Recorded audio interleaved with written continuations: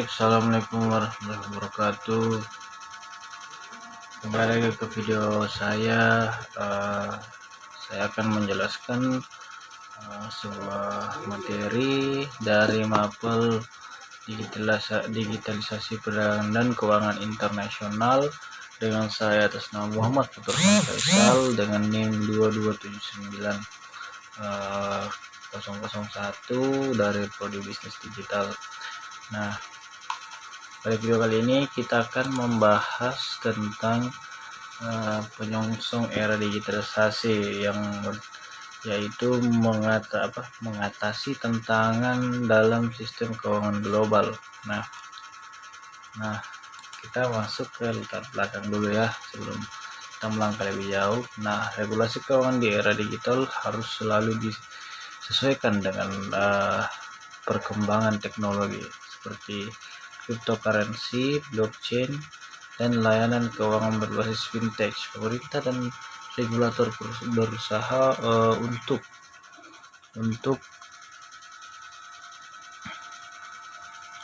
mencari keseimbangan antara mendorong inovasi dan menjaga keamanan serta stabilitas. Namun, kurangnya regulasi yang seragam secara global menyebabkan ketidakpastian dan ketidaksesuaian dalam implementasi digitalisasi dan teknologi keuangan fintech. Penggunaan teknologi dalam layanan keuangan membantu mengatasi tantangan seperti fleksibilitas dan efisiensi, terutama di negara berkembang. Namun teknologi ini juga menimbulkan tantangan dalam hal regulasi, keamanan data, dan inklusi keuangan bagi yang tidak memiliki akses ke teknologi digital. Krisis ekonomi global. Dalam krisis ekonomi seperti resesi atau pandemi, negara-negara menghadapi tantangan stabilisasi keuangan yang membutuhkan koordinasi kebijakan global. Misalnya, kebijakan moneter oleh bank sentral di berbagai negara dapat berdampak besar terhadap ekonomi global dan stabilitas nilai tukar. Nah, ketidakstabilan mata uang dan inflasi. Tantangan yang sering dihadapi adalah volatilitas mata uang dan tingkat inflasi yang tidak stabil. Untuk mengatasi ini, negara-negara sering berkoordinasi dalam menjaga stabilitas ekonomi mikro lalu melalui kebijakan fiskal dan moneter. Nah, selanjutnya itu ada kerugian ekonomi dari kejahatan cyber diperkirakan mencapai 10,5 triliun per tahun pada tahun 2025.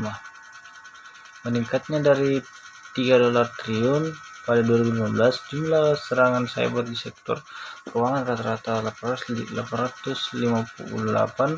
serangan per organisasi di sektor keuangan pada tahun 2022. Depresiasi mata uang di negara berkembang. Beberapa mata uang negara berkembang mengalami penurunan nilai harga 10-20% terhadap dolar AS pada Amerika Serikat pada tahun 2022.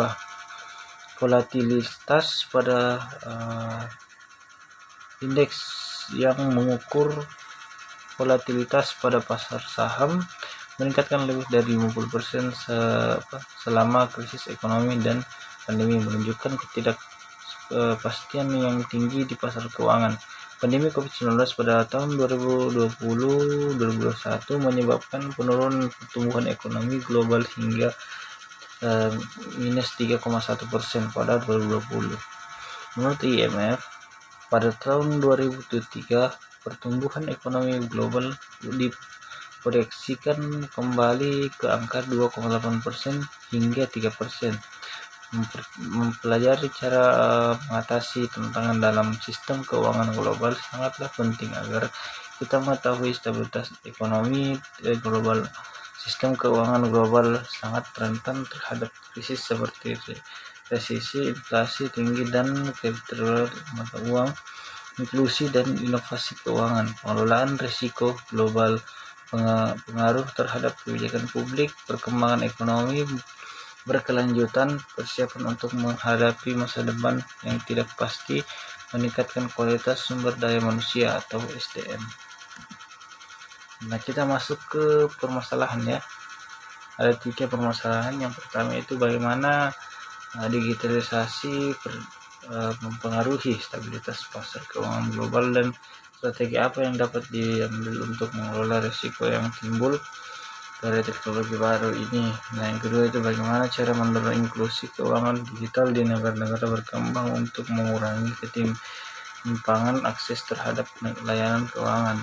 Yang terakhir itu ada bagaimana pemerintah dan lembaga keuangan dapat merumuskan regulasi yang mendukung inovasi teknologi tanpa mengorbankan stabilitas keuangan. Nah, kita masuk ke tinjauan pustaka.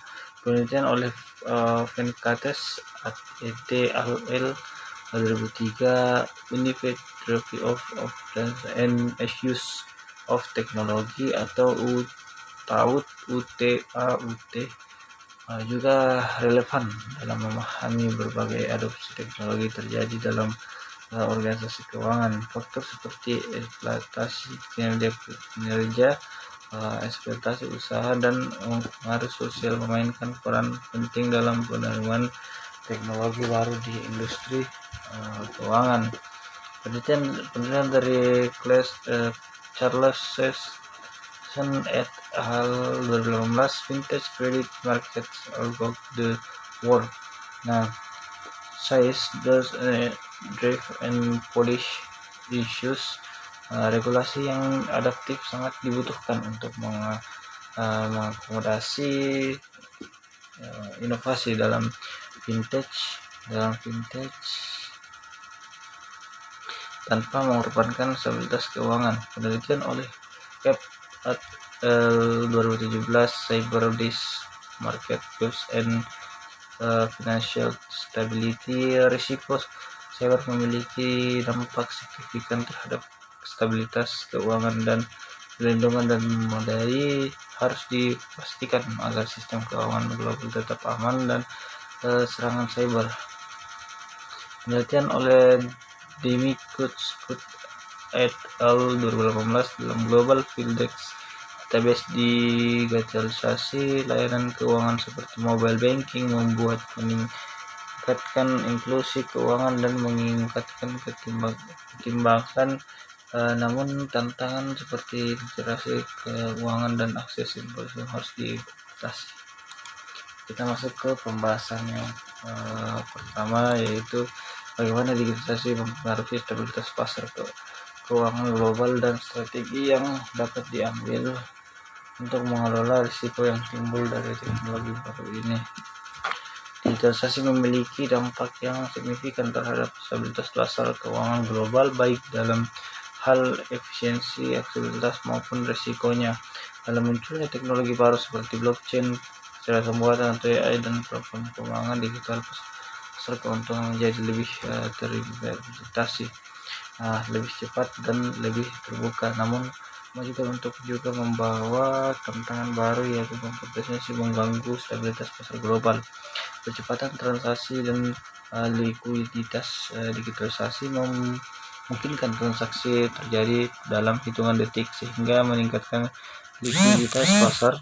Namun meningkatkan likuiditas ini juga dapat menyebabkan volatilitas yang lebih tinggi, terutama dalam kondisi pasar yang tidak stabil. Inovasi produk keuangan dan risiko baru di digitalisasi.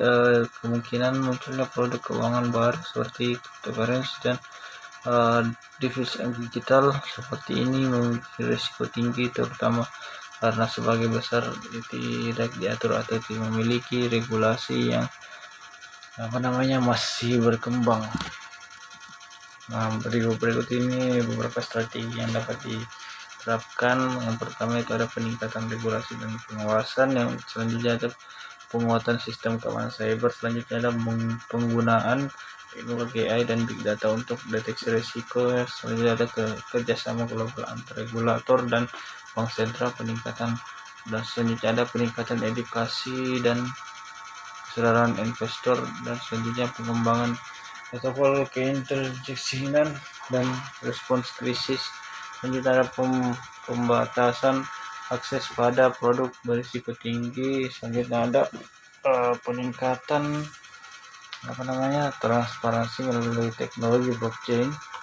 Nah, ini kita masuk yang kedua, itu ada bagaimana cara mendorong inklusi keuangan digital di negara berkembang untuk mengurangi ketidakpastian yang terakses terhadap layanan keuangan. Nah, kita masuk ke langkah-langkahnya, yaitu memperluas akses infrastruktur digital dengan mengembangkan infrastruktur teknologi termasuk jaringan internet yang luas, cepat, dan jangkau, terutama di wilayah pedesaan daerah terpencil. Nah, yang kedua ada pengembangan produk keuangan yang inklusif dan merancang layanan keuangan yang sederhana, terjangkau, dan sesuai dengan kebutuhan masyarakat yang disuruh melayani, termasuk produk tenaga kerja, kreditor mikro dan mikro. Meningkatkan literasi keuangan digital dengan cara memberikan edukasi kepada masyarakat tentang cara menggunakan layanan keuangan digital secara aman dan efektif. Saya itu mendorong inovasi melalui regulasi dan mendukung agar pemerintah dapat menciptakan kerangka regulasi yang mendorong inovasi teknologi keuangan sambil tidak melindungi konsumen, ya. Dan itu memperkuat kerjasama antar sektor publik dan swasta dengan cara mengembangkan kolaborasi antara pemerintah, lembaga keuangan, perusahaan teknologi, dan organisasi non-pemerintah untuk menyediakan layanan keuangan yang terjangkau. Selanjutnya membangun kepercayaan melalui keamanan dan perlindungan konsumen dengan memberikan jaminan keamanan data dan melindungi konsumen untuk meningkatkan kepercayaan masyarakat layanan keuangan digital, dan menyediakan insentif untuk menggunakan layanan keuangan dan digital, seperti cashback, potongan biaya transaksi, dan subsidi dari pemerintah bagi masyarakat yang memiliki penggunaan layanan keuangan digital. Selanjutnya yang terakhir adalah penerapan teknologi alternatif untuk identifikasi dengan memanfaatkan teknologi identifikasi biometrik atau sistem digital untuk membantu masyarakat tanpa dokumen identitas mengakses layanan keuangan. Nah,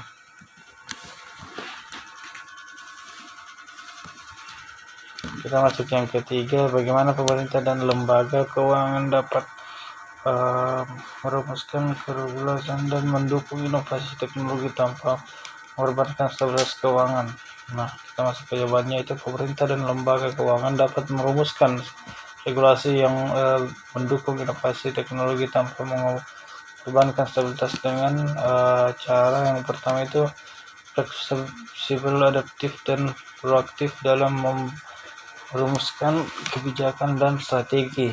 Nah, yang kedua itu ada penerapan regulasi sandbox. Yang ketiga adalah pengusulan regulasi bertahap. Yang keempat membangun keterangan kerja untuk melindungi konsumen. Yang kelima meningkatkan kapasitas regulator. Yang keenam kolaborasi dengan sektor swasta untuk memahami teknologi. 7 mengadopsi prinsip risk-based approach, pendekatan berbasis risiko. Yang ke-8 ada penerapan standar keamanan dan data privasi yang kuat. Yang ke-9 monitor dan dampak dan secara adaptif. Yang 10 menetapkan batasan akses berdasarkan profil risiko. Baik, kesimpulannya itu digitalisasi memiliki dampak yang signifikan terhadap stabilitas pasar keuangan global, baik dalam efisiensi dan aksesibilitas maupun risiko. Nah, percepatan transaksi dan likuiditas digitalisasi memerlukan transaksi terjadi dalam hitungan detik sehingga dapat menyebabkan volatilitas lebih tinggi, terutama dalam kondisi pasar yang tidak stabil. Terdapat beberapa strategi yang dapat diambil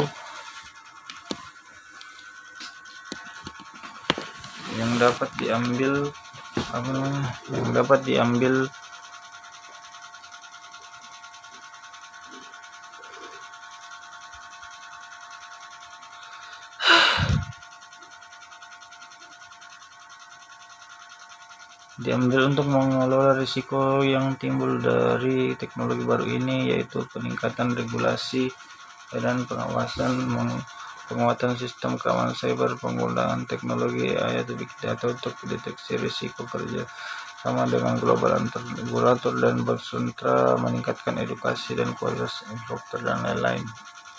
Mengembangkan regulasi secara bertahap dengan mengikuti perkembangan teknologi dan respon pasar, dimulai dari regulasi ringan hingga menjadi ketat seiring dengan perkembangan produk teknologi. Mengembangkan regulasi secara bertahap dengan mengikuti perkembangan teknologi dengan respon pasar yang dimulai dari risiko ringan hingga menjadi ketat seiring dengan teknologi. Digitalisasi menawarkan peluang besar untuk meningkatkan efisiensi dan akses dalam pasar keuangan global, tetapi juga menghadirkan tantangan baru yang perlu dikelola dengan hati-hati. Dengan menerapkan strategi yang tepat seperti peningkatan regulasi, penguatan keamanan cyber, dan edukasi masyarakat, stabilitas pasar keuangan dapat dipertahankan sambil mendorong inovasi yang memanfaatkan kemitraan pemerintah dengan sektor swasta untuk membangun jaringan-jaringan internet atau menggunakan teknologi seluler dan untuk menjangkau area yang kurang berkembang.